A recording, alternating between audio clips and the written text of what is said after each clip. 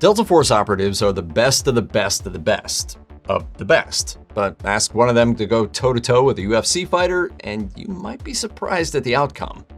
Founded in 1977, Delta Force is the U.S. Army's elite special forces unit. It's also the title of an awesome 1986 Chuck Norris movie, but that's not really what we're talking about here. Sleep tight, sucker. It's actually pretty tricky to talk about Delta Force because, by its nature, it's a highly secretive outfit. We've got some inside info from former Delta Force members, usually in the form of stories about physical training regimens and interpersonal vignettes, but little exists in the way of nitty-gritty operational information. That said, we do know about some of the military operations they've engaged in over the years, such as Operation Kayla Mueller, which led to the death of Islamic State leader Abu Bakr al-Baghdadi. You probably know him best from the Shane Gillis bits, but guess what? Trump really did say it. He died like a dog. But otherwise, the US government has never even actually confirmed Delta Force exists. In that sense, it amounts to something of an open secret in the armed forces. If you find any information online about the group, it likely came directly from the horse's mouth. That is, former Delta Force members. Over the years, these former operatives have given us info about how the outfit operates, personal call signs, combat stories, and even suggestions of an ongoing rivalry with the Navy SEALs.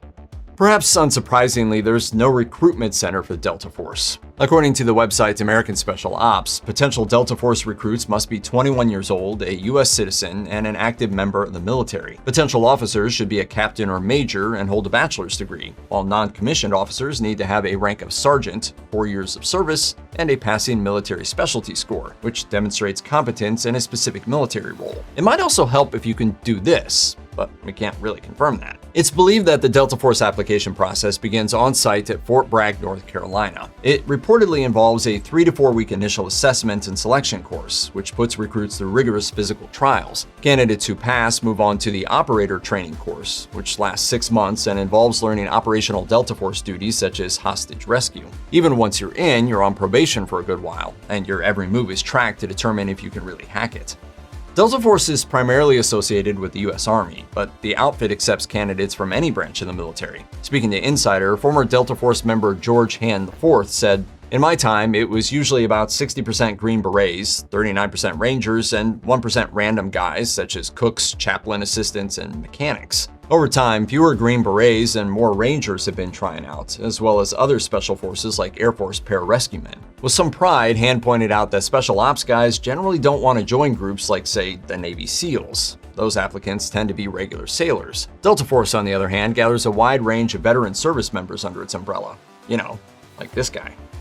With all this talk of nigh impossible physical challenges and high-performance benchmarks, you might be inclined to imagine Delta Force dudes as beefy gym bros or something like that. On the contrary, one former Delta Force member described himself in an interview with David Hookstead as just a 5'7" dude who doesn't come across as particularly physically imposing. Little guys I know that killed more people than malaria. The same veteran admitted that Delta Force would probably lose in a UFC fight, but added that Delta Force members hold the upper hand in skill domains such as hostage rescue. Referring to Delta Force's minimum requirements for application, American Special Ops claim that potential applicants must have no limiting physical profile. Beyond this bare-bones minimum threshold, Delta Force members don't need to be big and burly. The skills shown by successful recruits in assessment and selection and the operator training course presumably reflect those needed during operations, which doesn't necessarily mean being monstrously jacked. After all, Delta Force is a team composed of people exhibiting highly refined skill sets, not a brute goon squad. One final and particularly unusual detail about Delta Force is what the national interest calls the unit's relaxed grooming standards. Obviously, if any employer is going to enforce strict regulations regarding hair and facial hair, it's the military. Everyone knows that. And even though the U.S. Army claims to have expanded its appearance policies to be more inclusive in recent years, some things are always going to be a no-no. That includes dyed hair that looks unnatural, garishly styled hair, hair that interferes with someone doing their job, and so on. So why would Delta Force allow its members more flexibility when it comes to their appearance? Well, it all depends on the task at hand. There are multiple pictures out there of Delta Force operators undercover in Afghanistan wearing full beards, shaggy appearances, and local dress. The safety of the men in those photos would obviously be compromised if they walked into a volatile situation in a foreign country looking like they've just left an office building in Manhattan. On the other hand, another job might require Delta Force members to look clean-cut, even pedestrian, such as when they escorted General Norman Schwarzkopf to safety during the Gulf War. Relaxed grooming standards doesn't mean a free-for-all. It just means that not everyone is held to the same expectation, because everyone has a different job to do.